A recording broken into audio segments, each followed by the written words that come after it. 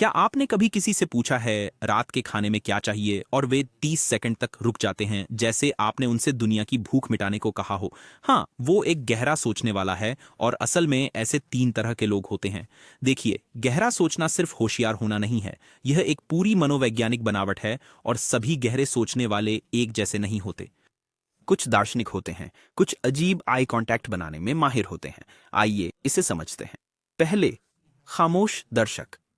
इसने 45 मिनट से कुछ नहीं कहा, पर कमरे में सबको परख लिया है। उन्होंने आपके एक्स का जिक्र होने पर हाव भाव में बदलाव और नकली हंसी पकड़ ली। उन्होंने सब कुछ देखा। मनोवैज्ञानिक रूप से यह उच्च सहानुभूति और पैटर्न पहचान से आता है।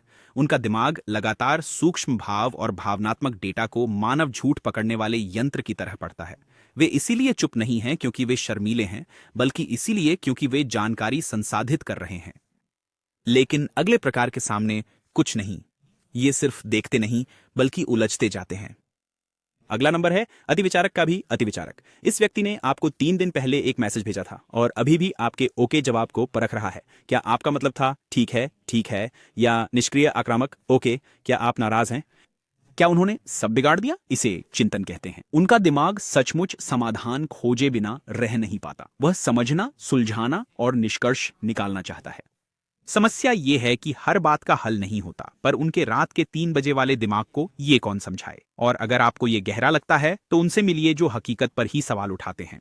मेरे पसंदीदा अस्तित्ववादी घुमक्कड़।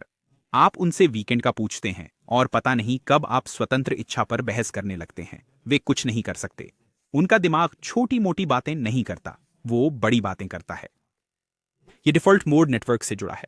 ये दिमाग का वह हिस्सा है जो चिंतन, रचनात्मकता और हम यहाँ क्यों हैं जैसे सवाल पूछते समय सक्रिय होता है। स्टारबक्स में लाइन में खड़े हुए तो आप कौन से हैं? शांत दर्शक, अस्तित्ववादी घुमक्कड़, या आप वह ज्यादा सोचने वाले हैं जो पहले से ही सोच रहे हैं कि आप पर कौन सा प्रकार सबसे अच्छा फिट बैठता है?